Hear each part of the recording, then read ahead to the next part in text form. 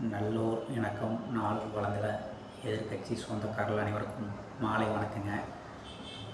இன்று நடிகர் விஜய் மற்றும் சீமான் கட்சிகளுக்குள்ள இடையே உள்ள வித்தியாசத்தை பார்ப்போம். இணைந்திருப்போம். எதிர்கட்சிகளால் நாட்டில் எல்லாமே ஆளுங்கட்சி தவிர்த்து எதிர்கட்சி தான். நாட்டில் எல்லாமே எதிரி கட்சியாக பார்க்காதீர்கள், எதிர்கட்சியாக பாருங்கள். இந்த எதிர்கட்சி இருக்கான்ல, நடிகர் விஜய் அவர்கள் தமிழக வெற்றி கழகம் என்று ஒரு கட்சியை ஆரம்பித்து தற்போது பரபரப்பாக நடத்தி கொண்டிருக்கிறார்.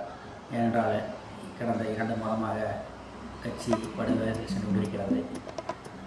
அண்மையிலே தம்பி அரிஜித் குமார் மரணத்துக்கு கண்டனம் தெரிவிக்கும் வகையிலே ஒரு ஆர்ப்பாட்டத்தை வெற்றிகரமாக நடத்தி பரபரப்பை ஏற்படுத்தினார். அதே நிலையிலே நாம் தமிழர் கட்சி சீமான் அவர்கள் பல ஆண்டுகளுக்கு முன்பே நாம் தமிழர் கட்சி ஆரம்பித்து வித்தியாசமான முறையிலே கட்சியை நடத்தி கொண்டிருக்கிறார். அண்மையிலே ஆடு மாடு மாநாடு நடத்தி மதுரையிலே பேசியுள்ளாகிறது. அடுத்ததாக மரங்களை மாநாட்டை நடத்த உள்ளார்.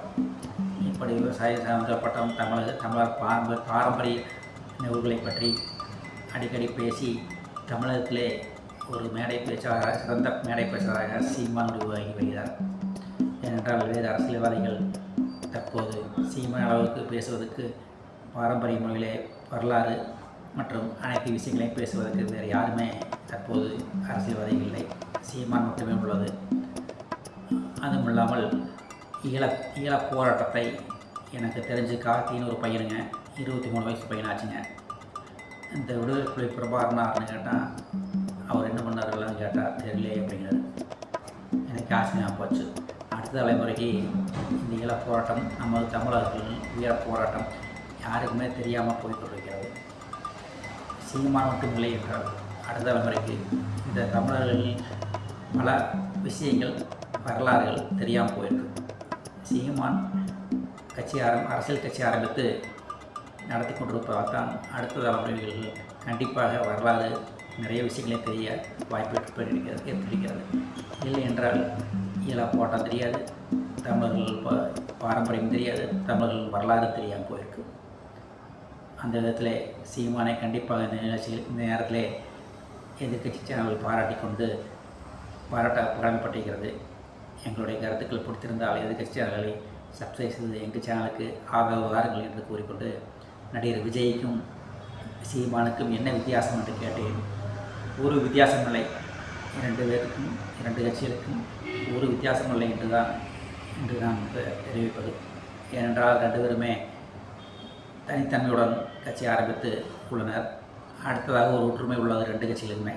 அது என்னென்னா, அடுத்த தலைமுறையில் பார்ப்பார்கள். 10th 9th 8th படிக்கிற பசங்க பொண்ணுங்களுக்கு ஓட்டுரிமை வரும்போது கண்டிப்பாக சீமானுக்கும் நடிகர் விஜய் கட்சிக்கும் தான் ஓட்டு விழும்.